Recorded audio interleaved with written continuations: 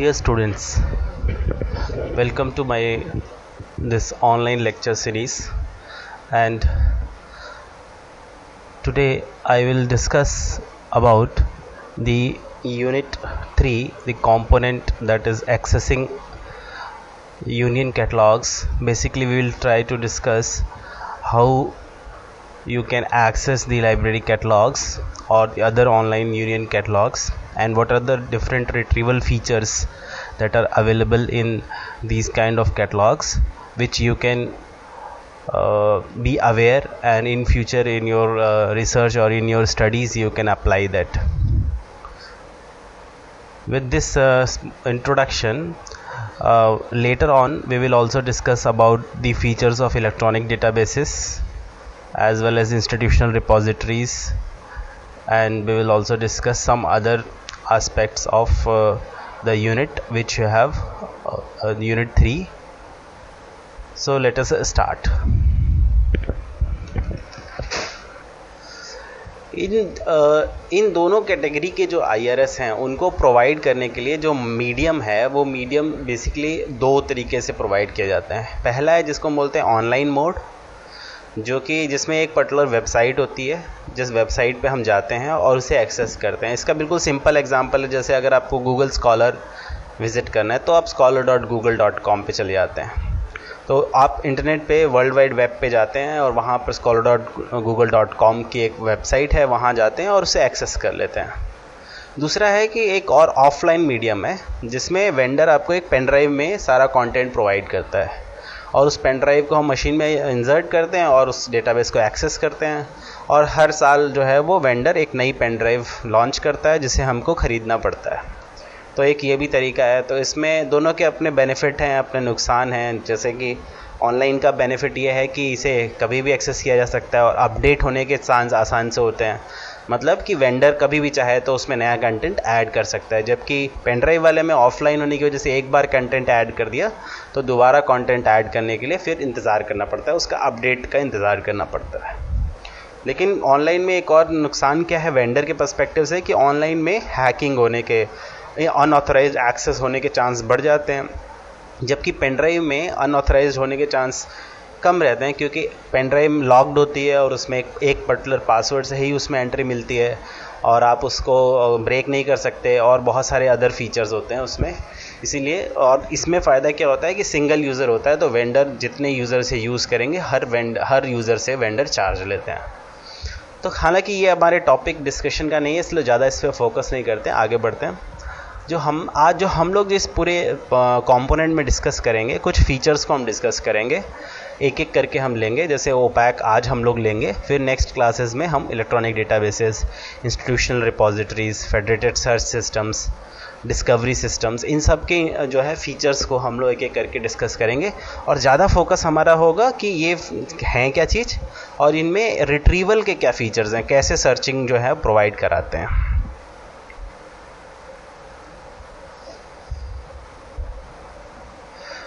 इस स्लाइड में हम लोग बात करेंगे कि एक एक्सटर्नल इंफॉर्मेशन रिट्रीवल सिस्टम जो है उसकी क्या कैरेक्टरिस्टिक्स है.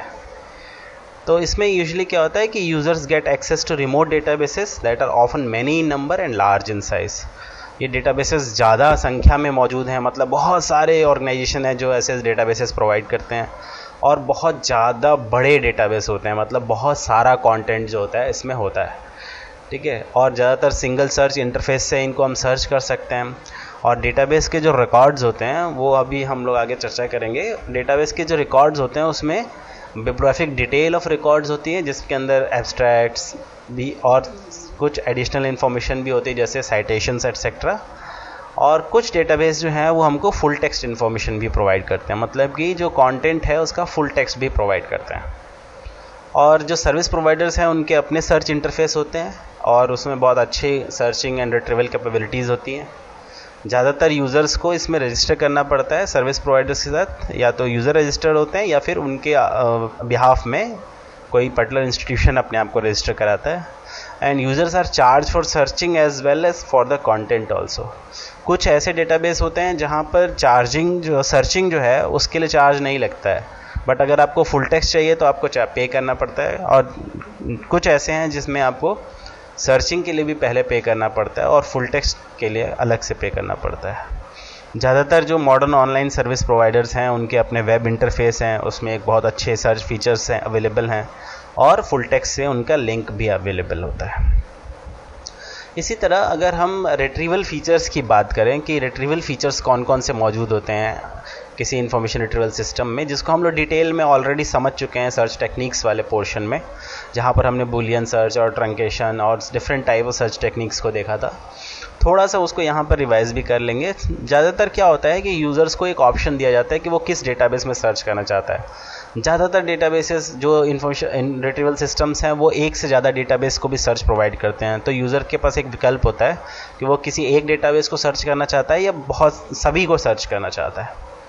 इसी तरह से हर एक में लगभग सिंपल और एक एडवांस सर्च का फीचर होता है जिसको नोविस सर्च या एक्सपर्ट सर्च में भी डिवाइड कर सकते हैं। मोड अवेलेबल होता है। सिंपल सर्च में बिल्कुल सिंपल तरीके से एक सर्च बार होती है और एडवांस सर्च में हम मल्टीपल सर्च टेक्निक्स का एप्लीकेशन करके सर्चिंग कर सकते हैं। एंड सर्च जो है ज़्यादातर कीवर्ड सपोर्टेड होती है जिसमें हम फ्रेज़ का भी यूज़ कर सकते हैं।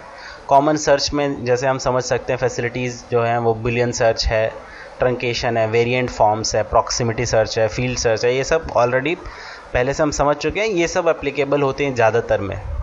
और उसके बाद कुछ लिमिटेशंस भी हम लगा सकते हैं, रेस्ट्रिक्शंस लगा सकते हैं, जैसे लैंग्वेज वाइज किसी एक पर्टिकुलर लैंग्वेज में ही सर्च करना है, date wise, type of material wise etcetera, ये सब जो है हम देख सकते हैं। तो a search can be conducted for a range of period, range भी हम स्पेसिफाई कर सकते हैं, जैसे कि किसी पब्लिकेशन जैसे हम चाहते हैं कि नहीं पिछले 10 साल का ही डेटा देखना चाहते हैं तो हम स्पेसिफाई कर सकते हैं कि X ईयर से लेके Y ईयर के बीच का ही हमको देखना है डेटा। कुछ सिस्टम ऐसे हैं जो किसी टर्म की फ्रीक्वेंसी को भी शो करते हैं कि कितनी बार वो टर्म आ रही है, कितने इसमें जो है वो टर्म डॉक्यूमेंट में मौजूद है, ये सारे डिस्प्ले भी करते हैं। और कुछ सिस्टम ऐसे भी होते हैं जो कि थिज़ॉरई को भी इनबिल्ट करके रखते हैं। थिज़ॉरस उसके अंदर एक इनबिल्ट फीचर होता है हर एक सर्च इंटरफेस में। हम लोग देखेंगे अभी आज एग्जांपल्स कुछ ऐसे भी जहाँ पर थिज़ॉरस इम्प्लीमेंटेड है। और search results can be sorted and sometimes ranked by selected criteria. जो सर्च रिजल्ट्स हैं उनको सॉर्ट किया जा सकता है और उनको रैंक भी किया जा सकता है किसी एक पर्टिकुलर क्राइटेरिया के बेसिस के ऊपर। जैसे हम पर्टिकुलर क्राइटेरिया, जैसे हम चाहते हैं कि नहीं टाइटल वाइज सॉर्ट हो जाए या सब्जेक्ट वाइज हो जाए या ऑथर के सरनेम वाइज हो जाए, ये सब हम सॉर्टिंग भी कर सकते हैं। तो ये जो है अमूमन सभी जो भी रिट्रीवल फीचर उनके यूज़र इंटरफेस में, जो यूज़र इंटरफेस होता है उसमें ये बेसिक फीचर सभी में मौजूद होते हैं।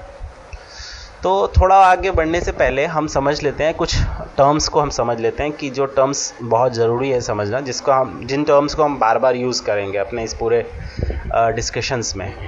तो पहला टर्म है जिसको हम बोलते हैं सर्च बार। सर्च बार बिल्कुल ऐसी होती है, देखने में आपने जानते होंगे, गूगल में भी आपने जब सर्च करते हैं तो इसी तरह की एक बार दिखाई देती है जिसमें आप अपने टर्म जो भी सर्च करना है उसको टाइप करते हैं।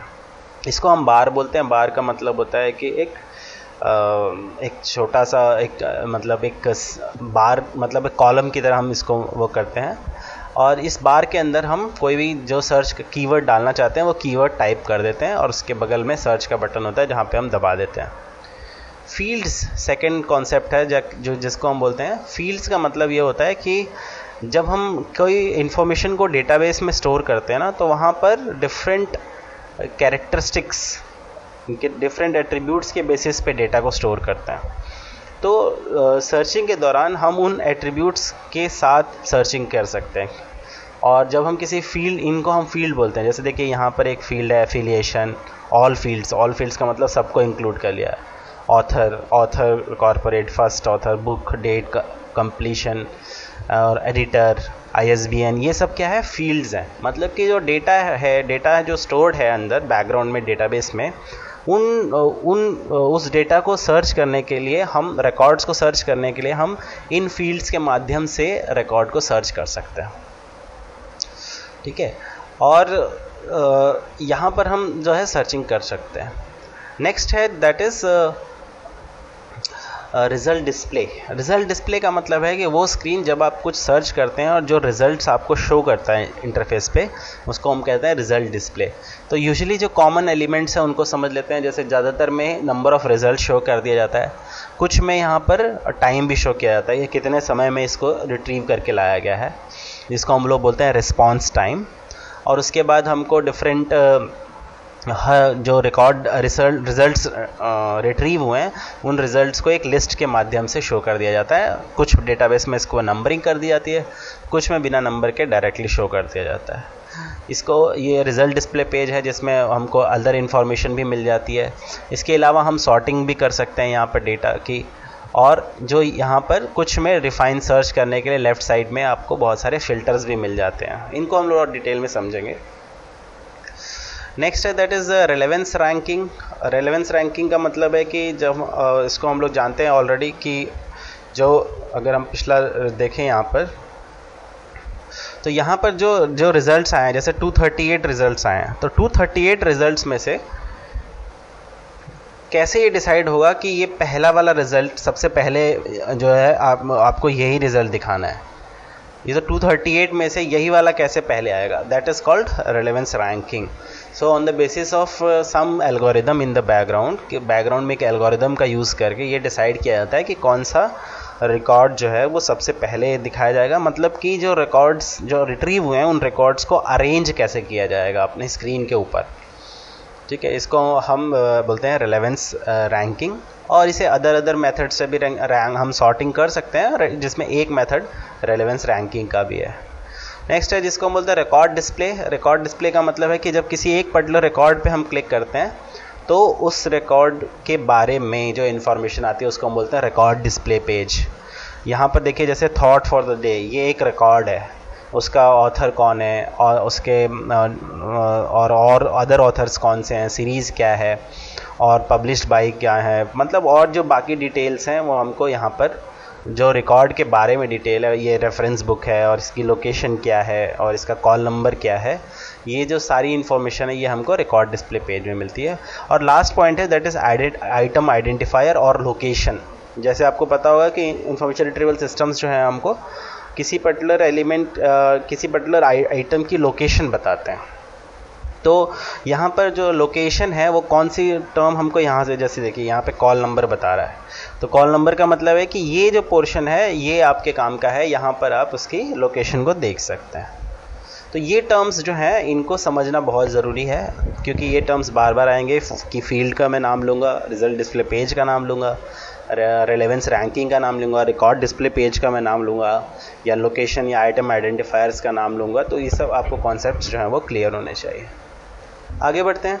अब हम लोग स्टार्ट कर रहे हैं जो सब टॉपिक है हमारा आज का, that is information retrieval features of OPACs. जो ओपैक्स हैं ऑनलाइन पब्लिक एक्सेस कैटलॉग्स, उनमें कौन से इंफॉर्मेशन रिट्रीवल फीचर्स जो हैं मौजूद होते हैं। तो ओपैक क्या है बेसिकली, पहले तो ये समझना पड़ेगा। ओपैक जो है वो एक पर्टिकुलर लाइब्रेरी का कैटलॉग होता है, ठीक है, जो कि पब्लिक के लिए एक्सेसिबल होता है। मतलब कि कैटलॉग क्या होता है, एक पर्टिकुलर लाइब्रेरी में जो डॉक्यूमेंट्स अवेलेबल हैं उन डॉक्यूमेंट्स की एक लिस्ट होती है, एक इंडेक्स होता है कि कौन से डॉक्यूमेंट्स जो हैं वो किसी एक पर्टिकुलर लाइब्रेरी में अवेलेबल हैं। तो अगर हम इसके ज़्यादा डिटेल में ना जाके हम इसको इस तरह समझें कि ओपैक अगर हम देखेंगे, जैसे अभी हम हमारे BBOU के भी अपना एक ओपैक है जिसमें कि हम देख सकते हैं कि कौन सी डॉक्यूमेंट्स, कौन सी बुक्स या जर्नल्स या आर्टिकल्स जो है हमारे BBOU की लाइब्रेरी में मौजूद हैं, ये हम वहाँ पे देख सकते हैं। तो जहाँ पे इसके रिट्रीवल फीचर्स की बात करें तो दोनों तरह के फीचर्स अवेलेबल होते हैं। जैसे ब्राउजिंग का फीचर भी अवेलेबल होता है और सर्चिंग का भी। ब्राउजिंग का मतलब है कि हम ब्राउज़ करके देख सकते हैं कि कौन से रिकॉर्ड्स अवेलेबल हैं, और ब्राउजिंग वहाँ पर ज़्यादा यूज़फुल होती है जहाँ पर कि यूज़र जो क्लियरिटी नहीं है कि एग्जैक्टली क्या चाहिए, बट हम देखना चाहते हैं कि कलेक्शन के अंदर क्या मौजूद है, क्या ऑप्शंस हैं जो हमारे पास। और सर्च फैसिलिटी का क्या मतलब है कि हमें एग्जैक्ट पता होता है कि हम क्या ढूंढना चाहते हैं, जिसमें हमें कीवर्ड पता होना चाहिए, या फिर हमें किसी ऑथर का नाम या कोई पर्टिकुलर सब्जेक्ट, किस पर्टिकुलर सब्जेक्ट पर डॉक्यूमेंट्स चाहिए वो। तो यूजुअली क्या होता है कि हम स्टार्ट सर्चिंग से करते हैं और फिर ब्राउजिंग करते हैं, अमंग द रिजल्ट्स उनको ब्राउज़ करते हैं, ठीक है। सर्च फीचर्स में अगर हम बात करें तो कीवर्ड एंड फ्रेज सर्चिंग बिल्कुल बेसिक है। कीवर्ड का मतलब है कि हम कोई कीवर्ड टाइप करके सर्च कर सकते हैं। और एक यूनिक चीज़ जो होती है ओपैक्स के साथ एसोसिएटेड, वो ये होती है कि जो ओपैक्स में जो कैटलॉगर होता है या इंडेक्सर होता है वो सब्जेक्ट हेडिंग्स असाइन करता है रिकॉर्ड्स को, और वो सब्जेक्ट हेडिंग वो किसी library of Congress subject heading list या किसी इसी तरह की सब्जेक्ट हेडिंग लिस्ट से लेता है। तो अगर यूज़र्स इस लिस्ट से अवेयर हैं तो वो उन सब्जेक्ट हेडिंग्स से भी डॉक्यूमेंट्स को सर्च कर सकते हैं, जिसमें उनको बेटर रिजल्ट्स मिलने के चांसेस हो जाते हैं। क्योंकि जो सब्जेक्ट हेडिंग लिस्ट होती हैं वो एक वोकेबलरी कंट्रोल डिवाइस की तरह काम करती हैं, जो कि वोकेबलरी को कंट्रोल करने का काम करती हैं। उसके अलावा बूलियन सर्च जो है वो कीवर्ड सर्च ऑप्शन के साथ ऑलवेज बूलियन हम लगा सकते हैं, और प्रॉक्सिमिटी सर्च भी जो हम समझ चुके हैं, पहले भी हमने देखा था प्रॉक्सिमिटी सर्च के आसपास आने वाले, ये भी कुछ में मिल जाता है। और search results are usually not ranked. ज़्यादातर ट्रेडिशनल ओपैक्स में हम देखेंगे तो जो सर्च रिजल्ट्स हैं उनकी कोई रैंकिंग नहीं होती है। अभी हम लोग दिखाएंगे, अभी हम लोग कुछ स्क्रीनशॉट के माध्यम से समझने की कोशिश करेंगे। और searching of records through selected fields, author, title, ISBN, इन सब से हम सर्चिंग, फील्ड स्पेसिफिक सर्चिंग भी कर सकते हैं। मतलब कि अगर हमें ऑथर का नाम पता है तो हम ऑथर फील्ड में ही सर्च करेंगे तो हमको एग्जैक्ट वही ऑथर पे ही डॉक्यूमेंट्स मिलेंगे। इसी तरह टाइटल वाइज सर्चिंग कर सकते हैं। अगर ISBN पता है तो हम ISBN फील्ड का चुनाव करके सर्चिंग कर सकते हैं, ठीक है। एंड यूजुअली जो ज़्यादातर क्या होता है ऑटोमेटिकली राइट ट्रंकेटेड होते हैं। ट्रंकेशन की अगर हम बात करें तो ट्रंकेशन का मतलब है कि जैसे आप कोई शब्द लिखें तो उसके उस शब्द से शुरू होने वाले सारे शब्द ऑटोमेटिकली सर्च हो जाते हैं, उसको हम बोलते हैं राइट ट्रंकेशन। और लेफ़्ट ट्रंकेशन का मतलब होता है कि उस पर जो भी आपने कीवर्ड दिया उस कीवर्ड से अंत होने वाले सारे शब्दों को ऑटोमेटिकली जो है वो सिस्टम सर्च कर लेता है। इसके अलावा सर्च रिजल्ट्स को हम लिमिट भी कर सकते हैं, date wise, collection wise, language wise, type of document wise भी कर सकते हैं। और ब्राउजिंग में फेस्टेड नेविगेशन का भी फीचर होता है, जिसमें कि हम जो रिज़ल्ट्स आए हैं उनके अंदर फिर सर्च कर सकते हैं, फिर उनके अंदर भी सर्च कर सकते हैं, ठीक है। तो जैसे एक बड़े बॉक्स में हमने सर्च किया, जो फिर रिज़ल्ट आए, कुछ रिज़ल्ट्स आए, फिर उसके अंदर फिर सर्च किया, फिर कुछ रिज़ल्ट्स आए, कुछ उसके अंदर फिर सर्चिंग। तो इस तरह हम फिल्टरिंग कर सकते हैं, उसको हम बोलते हैं फेसेटेड नेविगेशंस। तो ये देखिए एक यहाँ पर दिखाया गया है कि कैसे ट्रेडिशनल वेब ओपैक्स में किस तरह से जो है वो सिस्टम था पहले, ज़्यादातर अब नहीं यूज़ होता है ये। इसमें क्या था कि एक ओपैक बोलते थे उसको, वेब ओपैक बाद में बोलना शुरू किया, शुरू में ओपैक थे। ओपैक का मतलब ये है कि किसी एक सॉफ्टवेयर को हमको अपनी पीसी में इंस्टॉल करना पड़ता था, और ये सॉफ्टवेयर फिर डायरेक्ट जो है डेटाबेस से कम्युनिकेट करता था। इस डायग्राम में थोड़ा गलत है, इस डायग्राम में ये डायरेक्ट डेटाबेस से कनेक्ट कर रहा है, ठीक है। यहाँ पर आपका ये जो पोर्शन है वो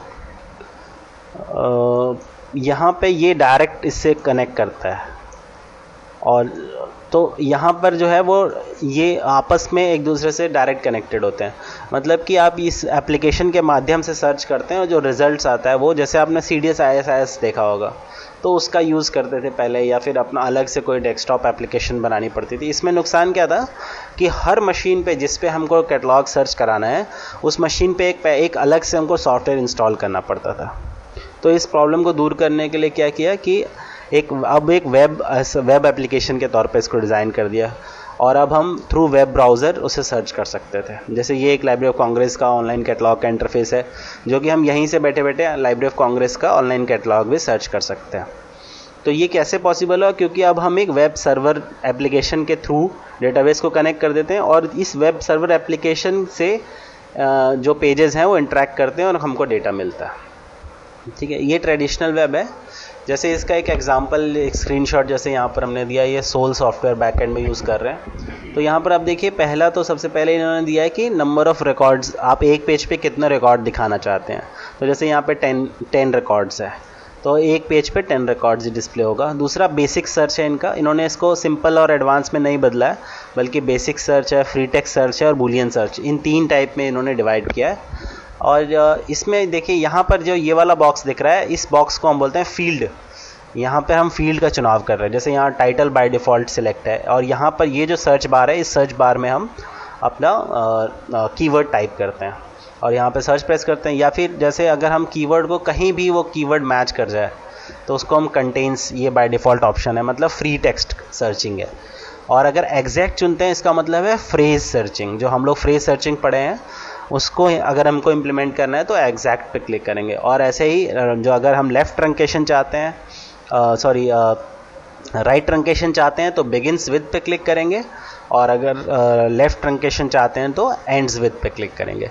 बिगिन्स विद का मतलब कि उस शब्द से शुरू होने वाला, जैसे हम लाइब्रेरी, लाइब्रेरियनशिप, लाइब्रेरी टेक्नोलॉजी सब कुछ सर्च करना चाहते हैं तो हम LIBRAR पे क्लिक कर देंगे, फिर इसके बाद बिगिन्स विद कर देंगे तो सारे लाइब्रेरी से जितने भी टर्म, लाइब्रेरी, लाइब्रेरियनशिप, लाइब्रेरियन जो भी है वो सारे टर्म सर्च जाएगा। या जैसे कंप्यूट का एग्जांपल दिया जाता है, कंप्यूटर, कंप्यूटेशन और कंप्यूटराइजेशन, ये सारे टर्म्स अगर सर्च करना है तो कर सकते हैं। उसके बाद है इन्होंने कहा फ्री टेक्स्ट सर्च, जो कि टाइटल और ऑथर और सब्जेक्ट हेडिंग में हम सर्च करना चाहते हैं, मतलब कि टाइटल में भी सर्च होगा, ऑथर में भी सर्च होगा और सब्जेक्ट हेडिंग में भी। यहाँ पर हम स्पेसिफाई नहीं कर सकते कि हम किस में करना चाहते हैं, जबकि यहाँ पर हम स्पेसिफाई कर सकते थे कि किस में हमको करना है, तो यही डिफरेंस है। तो फ्री टेक्स्ट सर्च में भी सारे वो बाकी के ऑप्शंस वैसे ही हैं, हम यहाँ कीवर्ड टाइप करते हैं, सीधा सर्च पे प्रेस कर देते हैं, ये टाइटल में भी सर्च करता है, ऑथर में भी करता है, सब्जेक्ट हेडिंग में भी करता है। तीसरा जो है वो बूलियन सर्च ऑप्शन है, मतलब कि हम इसमें स्पेसिफाई कर सकते हैं, यहाँ से फील्ड को स्पेसिफाई कर सकते हैं, मतलब कि अगर हमको टाइटल सर्च करना है तो यहाँ पे ड्रॉप डाउन में टाइटल सिलेक्ट कर लेते हैं, फिर टाइटल के अंदर जो चीज़ मिलनी चाहिए वो कर लेते हैं, फिर उसके बाद यहाँ एंड और नॉट सिलेक्ट कर लेते हैं यहाँ पर कि भाई एंड और नॉट कौन सा वाला बूलियन ऑपरेटर लगाना चाहते हैं। फिर दूसरा ऑथर में करना है तो ऑथर कर लिया यहाँ पे, फिर ऑथर का नाम लिख दिया, और उसके बाद फिर अगर कोई और टर्म में है तो फिर और यूज़ करके उस टाइटल में और टर्म यूज़ करके सर्च करें।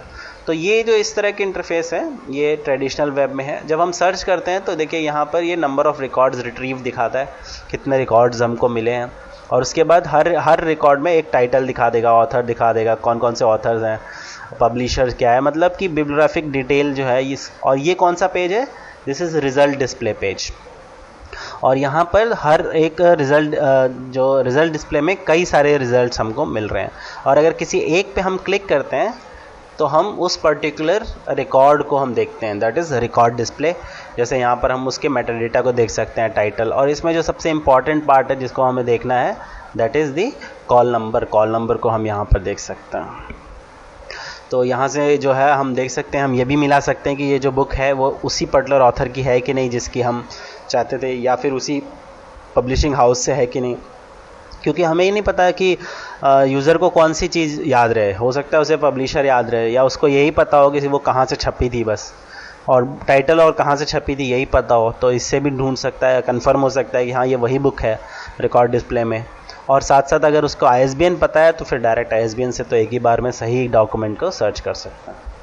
तो ये जो है ट्रेडिशनल है। जैसे ये भी एक देखिए स्क्रीनशॉट है यूनिवर्सिटी ऑफ कैलकाटा का, ये और भी ज़्यादा ट्रेडिशनल है। इसमें भी इन्होंने रिकॉर्ड्स रिट्रीव दिखाया है और टाइटल किस टाइटल से सर्च किया ये भी दिखाया है, बट इन्होंने देखिए बहुत ही लिमिटेड इन्फॉर्मेशन दिया है। ये इन्होंने इसमें रिकॉर्ड डिस्प्ले पेज नहीं है, बस रिज़ल्ट ही है, और यहाँ से आप जो है लोकेशन देख सकते हैं, बस कॉल नंबर भी नहीं देख सकते, सिर्फ लोकेशन देख सकते हैं कि ये डॉक्यूमेंट जो है वो कहाँ पर अवेलेबल है। तो ये एक तरह का इंटरफेस है। अगर हम फीचर्स की बात करें ट्रेडिशनल वेब पैक्स में, तो जैसे हमने देखा कि कीवर्ड सर्च अवेलेबल है, author, title, subject, ISBN, LCCN search, Boolean queries, proximity search, ये सब ऑप्शंस जो है वो अवेलेबल हैं। और इसमें से अगर आपको कहीं कुछ डाउट हो तो आप पूछ लीजिएगा कमेंट्स में, कौन सी चीज़ समझ में नहीं आई। एंड ब्राउज़ करने के लिए अगर हम देखें तो अथॉरिटी हेडिंग्स और टाइटल, कॉल नंबर से हम ब्राउज़ कर सकते हैं। अथॉरिटी हेडिंग्स का मतलब कि अगर हम ऑथर वाइज भी ब्राउजिंग कर सकते हैं, अभी हम दिखाएंगे किस तरह से ये होता है। उसके बाद हर एक की अवेलेबिलिटी देख सकते हैं, होल्डिंग्स डेटा, लाइब्रेरी के पास कितनी कॉपीज़ अवेलेबल हैं, और वेदर अभी अवेलेबल है कि नहीं ये भी हम रियल टाइम में देख सकते हैं कि इशूड है कि नहीं है, अवेलेबल है कि नहीं है। और बैकग्राउंड में like statements, exact, partial match और लिमिटेड सर्च एल्गोरिदम का यूज़ करता है।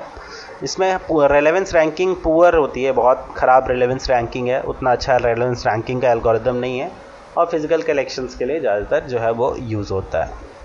नेक्स्ट जो है वो हम देखेंगे इंटीग्रेटेड वेब ओपैक पोर्टल्स। तो इंटीग्रेटेड वेब ओपैक पोर्टल्स में जो हम बात करेंगे उसमें क्या है कि आपकी जो अब क्या कर दिया, कुछ वेबसाइट का कंटेंट बना दिया जो कि स्टैटिक है, जिसका हम पहले से बना के रखते हैं।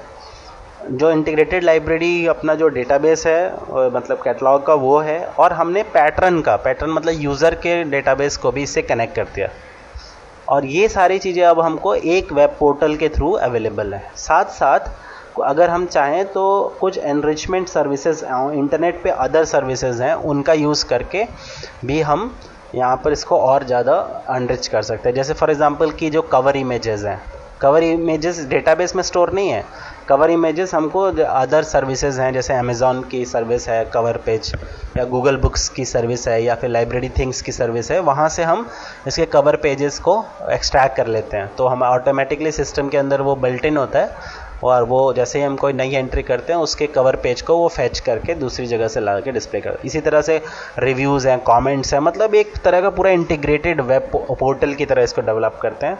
और इसको हम लोग ज़्यादातर टर्म देते हैं वेब ओपैक का। आज के नेक्स्ट जनरेशन वेब कैटलॉग्स या नेक्स्ट जनरेशन कैटलॉग्स के नाम से भी हम जानते हैं। तो ये एक जैसे ये एक इंटरफेस है। अब देखिए यहाँ पर लाइब्रेरी कैटलॉग है, ये देखिए यहाँ पर बेसिक जो है वो बुक, कौन सी नई बुक्स जो हैं वो ऐड हुई हैं उनका यहाँ पर दे रखा है कि ये सारी बुक्स जो हैं अभी ऐड हुई हैं लाइब्रेरी के अंदर। तो एक पूरा फील आता है एक यूज़र को, इसमें जो है यूज़र लॉगिन कर सकता है, उनका अपना एक स्पेस होता है, वो अपनी कौन सी बुक्स उनको इशू हुई हैं, कौन सी रिटर्न हुई हैं, उसको देख सकते हैं। ठीक है, तो यहाँ पर जैसे अगर हमने गांधी से सर्च किया है तो हम यहाँ पर रिकॉर्ड्स देख सकते हैं। तो इसका मैं आपको डेमो दिखाता हूँ। तो यहाँ पर देखिए, ये जो आप देख रहे हैं ये हमारे गौतम बुद्धा सेंट्रल लाइब्रेरी जो हमारे पास है BBAU की, उसका इंटरफेस है। यहाँ पर भी आप देखिए लॉगिन कर सकता है यूज़र अपने अकाउंट से और सर्चिंग कर सकता है, सर्च कर सकता है। तो हम इसको नहीं देखेंगे, हम इसी के जैसा जो अभी हमने जो VSL Vikram Sarabhai library IIM Ahmedabad की है, इसको थोड़ा सा हम लोग यहाँ पर समझने की कोशिश करते हैं। तो अभी जो हम लोग जो सर्च कर रहे हैं, देखिए यहाँ पर कैटलॉग में हम यहाँ फील्ड का चुनाव कर सकते हैं कि हम टाइटल में सर्च करना चाहते हैं, ऑथर में करना चाहते हैं, सब्जेक्ट में, ISBN, सीरीज़, कॉल नंबर, किस में हम सर्चिंग करना चाहते हैं, ये हम यहाँ से स्पेसिफाई कर सकते हैं। अगर ऐसा कुछ स्पेसिफाई नहीं करना चाहते हैं और टाइम वाइज भी हम टाइप वाइज कर सकते हैं, जैसे बुक्स में ही करना चाहते हैं, कंटिन्यूइंग रिसोर्सेज में, हिंदी बुक्स में, इंटर लाइब्रेरी लोन में अवेलेबल हैं, स्टूडेंट प्रोजेक्ट्स में सर्च करना चाहते हैं, या बहुत सारे डिफरेंट स्पेसिफिक हैं। जैसे जैसे आप इसको यूज़ करेंगे तो आप अवेयर हो जाएंगे कि जैसे थीसिस भी यहाँ अवेलेबल है, और अगर हम कोई मूवीज़ भी अवेलेबल हैं, तो अगर सिर्फ मूवी ढूंढना है तो हमने सीधा मूवी सिलेक्ट किया, मूवी का नाम टाइप किया, अगर वो अवेलेबल होगा तो दिख जाएगा। तो यहाँ पर हम अभी ऑल आइटम्स लेते हैं और एक सर्च करते हैं। जैसे मान लीजिए हमने सर्च किया गांधी से, तो गांधी से जब हमने यहाँ पे कीवर्ड टाइप कर दिया, अब हम यहाँ पे क्लिक करते हैं गो पे। तो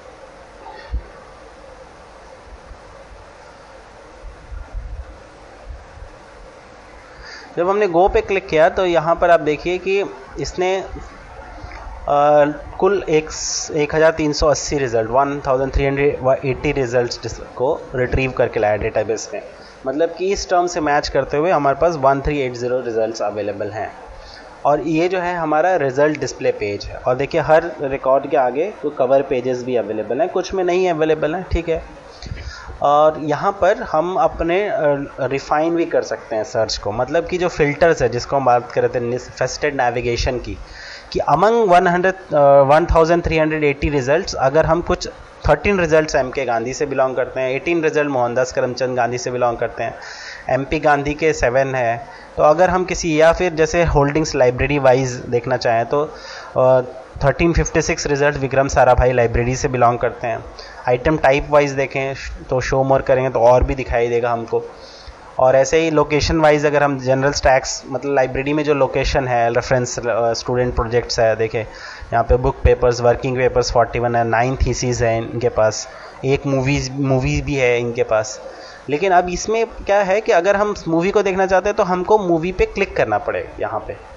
तो हमारा रिज़ल्ट जो है, जैसे हमने यहाँ मूवीज़ को क्लिक किया तो अब हमारे जो 1380 रिज़ल्ट्स हैं उसके अंदर जितने मूवीज़ होंगी वो हमको यहाँ पे स्क्रीन पे दिख जाएगी। चूँकि एक ही है इसलिए डायरेक्ट हमको रिकॉर्ड डिस्प्ले पेज खुल गया, नहीं तो जो है वो हमारा डिफरेंट पेज खुलता है। जैसे अब यहाँ पर जो रिकॉर्ड डिस्प्ले पेज है, तो रिकॉर्ड डिस्प्ले पेज में देखिए रिचर्ड एटनबरो की मूवी हम लोग सब लोग जानते हैं, ये मूवी हम लोग हमेशा देखते हैं और ऑलवेज़ ये मूवी जो है 2 अक्टूबर को डीडी नेशनल पे ज़रूर आती है।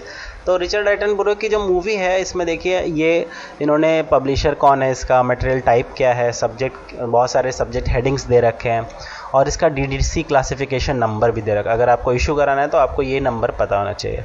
सिमिलरली फादर ऑफ नेशन, ये थोड़ा सा समरी दे दिया है यहाँ पे और इस लिस्ट को कई जगह पे एक लिस्ट के फॉर्म में भी दे रखा है और टैग्स, बहुत सारे टैग भी हम दे सकते हैं, एज ए यूज़र हम भी टैग दे सकते हैं।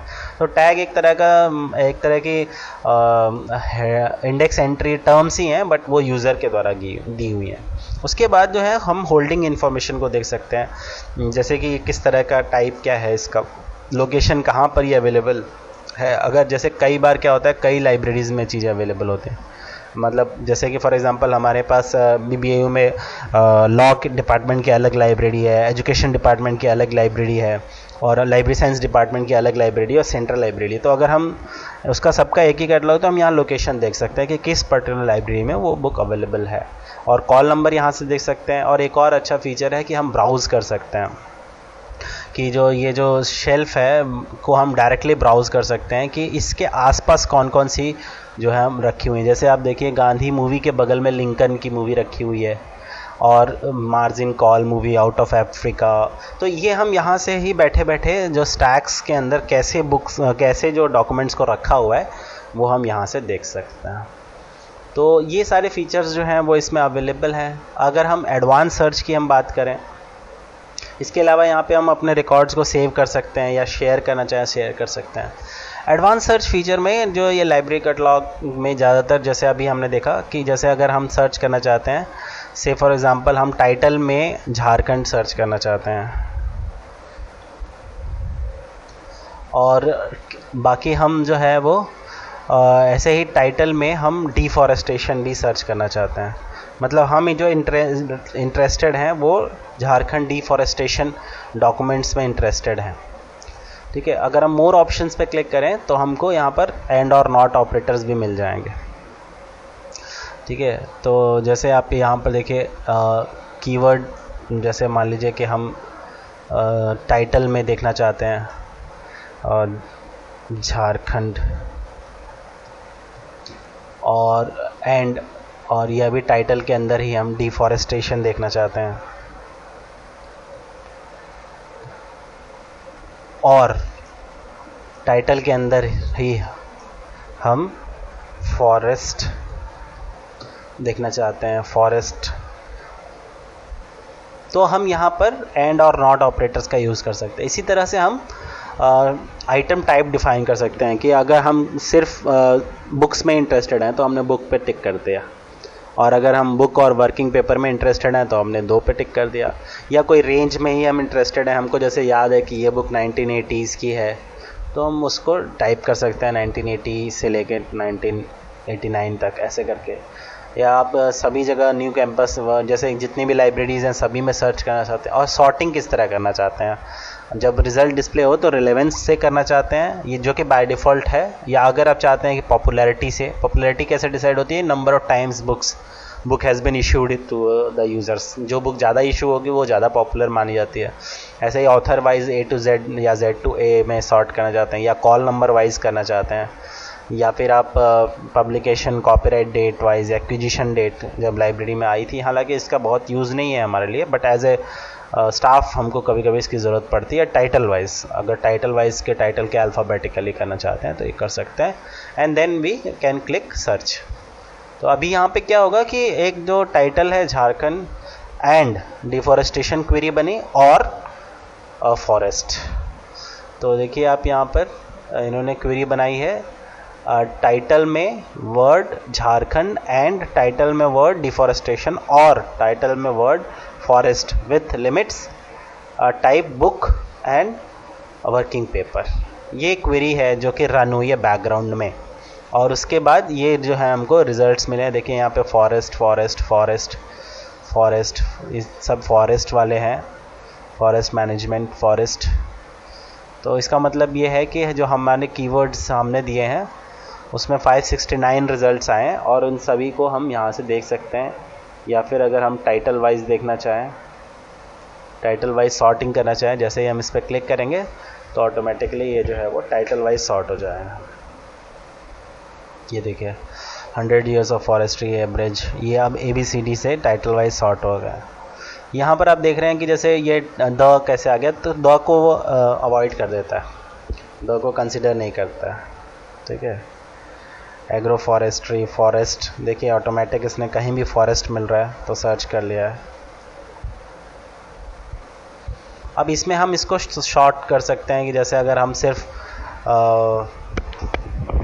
इसमें हम किसी पर्टिकुलर इसमें इंटरेस्टेड हैं, किसी पर्टिकुलर ऑथर में इंटरेस्टेड हैं, या हम FAO की ही उसमें इंटरेस्टेड हैं, या हम इसको लिमिट कर सकते हैं जो हमारे पास लाइब्रेरी में करेंटली अवेलेबल है सिर्फ वही दिखाइए, ताकि जो हमारा समय बच सके वो सीधा सीधा वो दिखा देगा जो अवेलेबल होगी। जैसे यहाँ पर दिख रहे हैं ना, availability items available for loan, तो इसकी अवेलेबिलिटी हम यहीं पे देख सकते हैं, कॉल नंबर यहीं से देख सकते हैं, नोट कर सकते हैं। अगर बहुत डिटेल में जानना है तो इस पर क्लिक करके हम इसको भी देख सकते हैं। इसके अलावा आप देखिए यहाँ पर इसकी अवेलेबिलिटी हमको दिख जा रही है, स्टेटस इसका अवेलेबल है। इसके अलावा हम यहाँ पर इसको प्रिंट कर सकते हैं, इस डिटेल को, इस रिकॉर्ड को सेव कर सकते हैं, जैसे बिबटेक में या फिर RIS फॉर्मेट में, ताकि हम इसको रेफरेंस मैनेजमेंट सॉफ्टवेयर में इसको इंपोर्ट कर सकें अगर, या फिर हम इसे शेयर कर सकते हैं फेसबुक, इंटरनेट, जहाँ भी चाहें, या अदर लाइब्रेरीज या अदर डेटाबेसेस में हम इसको सर्च करना चाहें तो कर सकते हैं। और इसमें यहाँ पर आप देखिए ये search also for related subjects, ये भी जो हमने एक्सपैंड की बात की थी, एक्सपैंड सर्च की बात की थी, वो यहाँ पर है। रिलेटेड सब्जेक्ट्स में सर्च करना चाहते हैं, नैरोवर सब्जेक्ट्स में सर्च करना चाहते हैं, या ब्रॉडर सब्जेक्ट्स में सर्च करना चाहते हैं, तो ऑटोमेटिकली क्या होगा कि उसके ब्रॉडर सब्जेक्ट्स में सर्चिंग हो जाएगी, नैरोवर में हो जाएगी, और रिलेटेड सब्जेक्ट्स में ऑटोमेटिक सर्चिंग कर सकते हैं। ठीक है, विद ए क्लिक। तो एक तरह से जो ओपैक्स है, और यहाँ पर हम नेविगेट कर सकते हैं, first, second, third page, next, last और फर्स्ट, प्रीवियस, इस तरह से नेविगेशन कर सकते हैं। इसके अलावा अगर आप BBAU का देखें तो BBAU में यहाँ पे देखिए आप कई जगह पे आपको टाइपिंग जो है किसी पर्टिकुलर लैंग्वेज में भी करना चाहें तो कर सकते। जैसे हमने हिंदी सेलेक्ट किया और हमने यहाँ पे लिखा भारत, तो ऑटोमेटिक स्पेस दबाने पे ये हिंदी में कन्वर्ट हो जाता है, तो ये भी एक फ़ीचर है। इसके अलावा टैग क्लाउड का एक फ़ीचर होता है जिसमें हम देख सकते हैं। तो एक तरह से जो है पूरे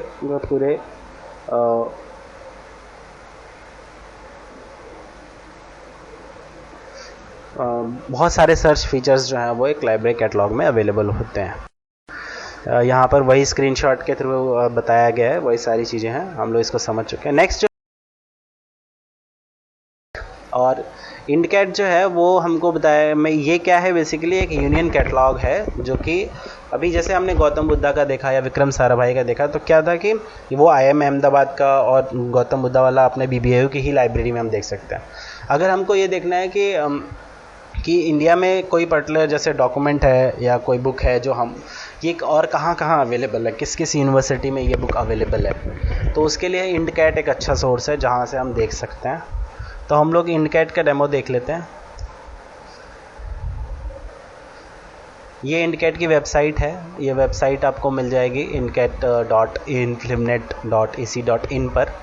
और यहाँ पर आप देखिए, यहाँ पे इनके पास इन्होंने बताया है कि इनके पास लगभग रिकॉर्ड जो है 95 लाख बुक्स का रिकॉर्ड है, 4 लाख से ऊपर थीसिस का रिकॉर्ड है इनके पास, सीरियल्स का मतलब जर्नल्स के 35,000 जर्नल्स का रिकॉर्ड है, 189 यूनिवर्सिटीज़ इनको कंट्रीब्यूट कर रही हैं, और 443 यूनिवर्सिटीज़ जो हैं वो थीसिस में कंट्रीब्यूट कर रही हैं। सीरियल्स के रिकॉर्ड के लिए 229 यूनिवर्सिटीज़ में सीरियल्स का रिकॉर्ड्स। ठीक है, देखिए यहाँ पे देखिए 95 लाख्स जो है यूनिक टाइटल्स विथ इतने holding details of 189 university libraries in India, bibliographic information, title, author, place, ये पूरी इन्फॉर्मेशन जो है अवेलेबल है। तो हम लोग चलते हैं, सर्च करते हैं यहाँ पर। अगर इसके रिट्रीवल फीचर्स की हम बात करें तो सिंपल सर्च है और एडवांस सर्च है। सिंपल सर्च में एग्जैक्ट सर्च मतलब फ्रेज सर्चिंग अगर करना चाहते हैं, या फ्री सर्च मतलब वो टर्म कहीं भी आ जाए तो वो मैच कर लेंगे, इसको कर सकते हैं। इसके अलावा हम यहाँ पे फ़िल्टरिंग कर सकते हैं नॉर्थ ईस्टर्न रीजन वाइज, या स्टेट वाइज फ़िल्टरिंग कर सकते हैं, जैसे कि अगर हम चाहते हैं कि नहीं हम सिर्फ उत्तर प्रदेश में ही यूनिवर्सिटीज़ को सर्च करना चाहते हैं, के कैटलॉग को सर्च करना चाहते हैं, तो वो हम यहाँ से स्पेसिफाई कर सकते हैं स्टेट वाइज। और यहाँ पे देखिए टाइटल, ऑथर, सब्जेक्ट, ये सारी फील्ड्स जो हैं वो हम उनको सर्च कर सकते हैं। तो हम यहाँ पर एक बार फिर से सर्च करते हैं गांधी को, और यहाँ पर देखते हैं कि क्या से रिजल्ट्स आते हैं हमारे पास। तो देखिए अब यहाँ पे मैंने गांधी से सर्च किया, और जब मैंने ऑल में सर्च किया तो ऑथर गांधी हैं उसको भी रिट्रीव कर दिया, और यहाँ पे रेलेवेंस रैंकिंग थोड़ी पुअर है। देखिए एक्चुअली होना क्या चाहिए, अगर टाइटल में मैच कर रहा है तो वो ज़्यादा रिलेवेंट होता है। तो लेकिन यहाँ पर देखिए, यहाँ पर एक ऐसा डॉक्यूमेंट आ गया जो कि जिसमें टाइटल में गांधी नहीं है लेकिन वो टॉप पे आ गया है। तो इसका मतलब ये है कि ये जो है वो इसमें रेलेवेंस एल्गोरिदम अप्लाई नहीं कर रहे हैं यहाँ पे। तो 313 रिकॉर्ड्स आए हैं रिट्रीव होके 16 मिली सेकेंड्स। जो रिस्पॉन्स टाइम की हम लोग बात कर रहे थे, कुछ डेटाबेस दिखाते हैं, तो वो रिस्पॉन्स टाइम्स भी है जो है हमको यहाँ पर मिल जाता है। तो अगर हम इसमें किसी एक में, अब जैसे हम इसी को अगर सिर्फ ऑथर में सर्च करें कि ऑथर गांधी होना चाहिए, तो देखिए यहाँ पर सिर्फ वही डॉक्यूमेंट्स आए हैं जिसमें ऑथर में कहीं गांधी इन्वॉल्व है, ठीक है। और अगर हम ये कहें कि टाइटल में गांधी होना चाहिए, तो अब ये देखिए कि गांधी का आर्थिक चिंतन, history of Gandhi, Gandhi and mass movement, और रिकॉर्ड्स में भी परिवर्तन हो गया है। तो ये फील्ड स्पेसिफिक सर्च का एक एग्जांपल है, ठीक है। ऐसे ही यहाँ पर फिल्टर्स अवेलेबल हैं एडिशन वाइज, और यहाँ पर एक इंपॉर्टेंट फिल्टर है that is search by university. आप किसी एक को सिलेक्ट करेंगे, रिफाइन को क्लिक करेंगे तो आपके रिकॉर्ड्स, या जैसे आप 2-3 यूनिवर्सिटी को ही देखना चाहते हैं, जैसे आपको बाकी यूनिवर्सिटी में इंटरेस्ट नहीं है, तो आप उन 3 को ही यहाँ सिलेक्ट करके रिफाइन कर लीजिए, तो उतने ही बुक्स आपको दिखेंगे।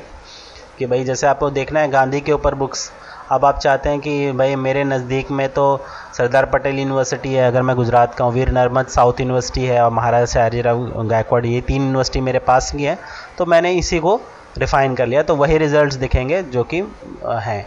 या अगर मैं सिर्फ हिंदी की ही बुक देखना चाहता हूँ, मैंने उसको भी सिलेक्ट कर लिया, या ईयर वाइज भी मैं कोई एक पर्टिकुलर ईयर के पहले की ही बुक्स या क्या उसके बाद की ही बुक्स देखना चाहता हूँ, वो सिलेक्ट कर लिया। अगर मैं पब्लिशर वाइज देखना चाहता हूँ कि भाई भारतीय विद्या भवन से ही पब्लिश्ड है, या वो देखना चाहता हूँ, तो वो देख सकता हूँ। उसके बाद अगर हम किसी एक पर्टिकुलर पे रिकॉर्ड पे क्लिक करें तो हम यहाँ देख सकते हैं उसका टाइटल क्या है, ऑथर कौन है, और पब्लिशर क्या है, और हम यहाँ पे इसका किन किन यूनिवर्सिटीज़ में ये अवेलेबल है ये भी हम देख सकते हैं। जैसे ये देखिए टाटा इंस्टीट्यूट सोशल साइंस की लाइब्रेरी में अवेलेबल है, और वहाँ पे इसका कॉल नंबर ये है, हम रिक्वेस्ट कर सकते हैं, और या फिर हम यहाँ से रिक्वेस्ट, तो खैर आपको अलग से फीचर नहीं मिलेगा, आप इस कॉल नंबर को नोट कर सकते हैं और वहाँ जाके इस पर्टिकुलर लाइब्रेरी को, उस पर्टिकुलर डॉक्यूमेंट को एक्सेस कर सकते हैं, बट फिज़िकली आपको उस यूनिवर्सिटी में जाना पड़ेगा जहाँ पे ये शो कर रहा है। तो इसके अलावा आप इसे डाउनलोड भी कर सकते हैं, मतलब इसका रिकॉर्ड जो मेटा डेटा है उसको आप डाउनलोड कर सकते हैं मार्क 21 फॉर्मेट में। तो बुक का डेटा है, ऐसे ही जर्नल्स का डेटा है, जो जर्नल्स का भी डेटा बहुत अच्छा है। और एडवांस सर्च का एक फ़ीचर अगर हम देखें तो यहाँ पर हम किसी पर्टिकुलर पब्लिशर वाइज अगर हम सर्च करना चाहते हैं, जैसे मान लीजिए हमने कहा एमराल्ड पब्लिशर्स होना चाहिए और हमने कहा सर्च, तो हम यहाँ पे देख सकते हैं कि एमराल्ड पब्लिशर पे अभी इनको कुछ नहीं मिला। और एक्चुअली ये सीरियल्स का डेटाबेस उतना सॉलिड नहीं है, बहुत सारे इसमें रिकॉर्ड्स अच्छे नहीं हैं। बट अगर हम यहाँ पर देखें तो हम यहाँ पे स्पेसिफाई कर सकते हैं subject, year, edition, publisher, place, specify करके एंड और नॉट का यूज़ कर सकते हैं। तो इंडिकेट के बारे में हमने देख लिया, इसका स्क्रीनशॉट्स मैंने इसमें दे दिए स्लाइड्स में। जैसे यहाँ पर देखिए कि ये वाली बुक 2 जगह अवेलेबल है, अभी यहाँ पे एक्सेशन नंबर नहीं दिया है लेकिन ये 2 जगह है, इतना तो ये पता है। अब यहाँ पर आप पंजाब यूनिवर्सिटी का कैटलॉग अलग से सर्च करके आप देख सकते हैं वेदर अभी अवेलेबल है कि नहीं है। नेक्स्ट है जो एक और नेशनल यूनियन कैटलॉग जो मैं आपको दिखाना चाहता हूँ, that is Australian public libraries का अपना एक नेशनल कैटलॉग है। मैं इसलिए इसको दिखाना चाहता हूँ क्योंकि इसमें मुझे जो फीचर्स, रिट्रीवल के फीचर्स लगे वो बहुत ही बेहतरीन फीचर्स दिखाई दिए, और कैसे यूज़र इंटरफेस होना चाहिए एक इंफॉर्मेशन रिट्रीवल सिस्टम का, वो यहाँ देखने को मिला है। तो इसको हम लोग देखते हैं और एक जस्ट इसका लुक देख लेते हैं। ये trove.nla.gov.au है, आप यहाँ पर देख सकते हैं। यहाँ पर trove.nla.gov.au पे अवेलेबल है। और ये ऑस्ट्रेलिया के ऑनलाइन ऑफलाइन सभी तरह के रिसोर्सेज का एक आर्काइव है। Books, images, history, newspapers, map, music, archives and more, बहुत कुछ अवेलेबल है। देखिए कितना सारा कलेक्शन है इनका। तो इसका भी हम लोग डेमो देखते हैं। अब जैसे यहाँ पर देखिए मैंने खोल के रखा हुआ है और यहाँ पर हम लोग इसमें सर्च करते हैं गांधी से और देखते हैं कि क्या क्या हमको डिस्प्ले करता है। देखिए यहाँ पे जो मुझे बेस्ट चीज़ लगी वो ये लगी कि इनके इंटरफेस में आप ये जो इंटरफेस देख रहे हैं कि इन्होंने क्या किया है कि जो फ़िल्टरिंग हमको यहाँ पे अवेलेबल थी पुराने वालों में, उस फिल्टरिंग को इन्होंने रिज़ल्ट डिस्प्ले में भी डिवाइड करके सामने की तरफ ला दिया है। मतलब कि जो रिज़ल्ट्स हैं उनको क्लासीफाई करके एक ही जगह पर डिस्प्ले कर दिया है।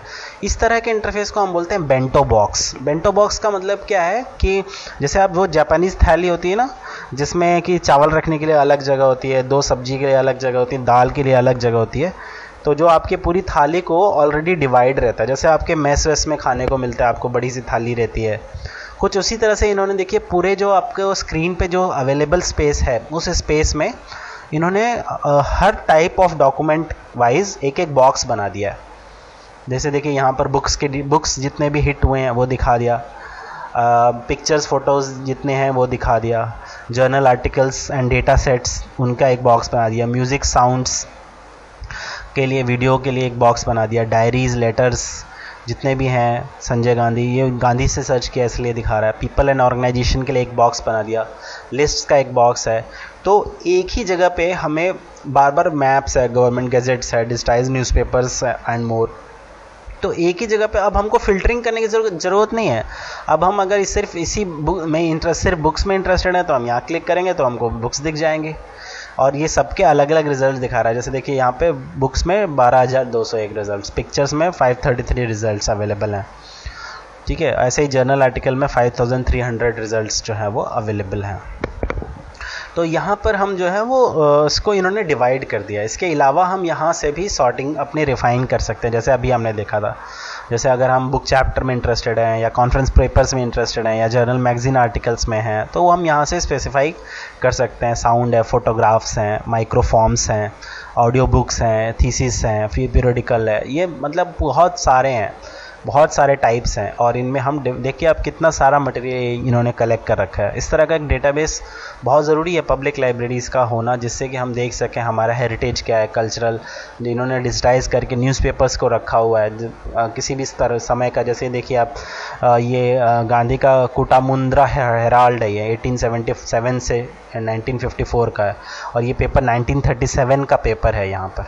तो अगर हम महात्मा गांधी में इंटरेस्टेड हैं और पुराने पेपर्स देखना चाहते हैं तो आप यहाँ पे जा सकते हैं और देख सकते हैं कैनबरा टाइम्स में गांधी ने 1978 में गांधी के ऊपर क्या लिखा गया था। और देखिए whose health is now new reported to be falling is to say the least of him McDowell granted separate electorate in the future Indian parliamentary system. मतलब बहुत डिटेल में इंफॉर्मेशन अवेलेबल है। हम लोग एक काम करते हैं कि किसी एक रिकॉर्ड को ओपन करते हैं और देखते हैं इनके रिकॉर्ड डिस्प्ले पेज में किस तरह से डिस्प्ले करता है। Decade wise, language wise, Australian content, selected subject view, जो थिसॉरस की हम लोग बात कर रहे थे, यहाँ पर देखिए आप देख सकते हैं थिसॉरस पे क्लिक करके परफॉर्मिंग आर्ट में कितने हैं, म्यूज़िक, ये इनका अपना इनबिल्ट थिसॉरस है, उसको हम देख सकते हैं।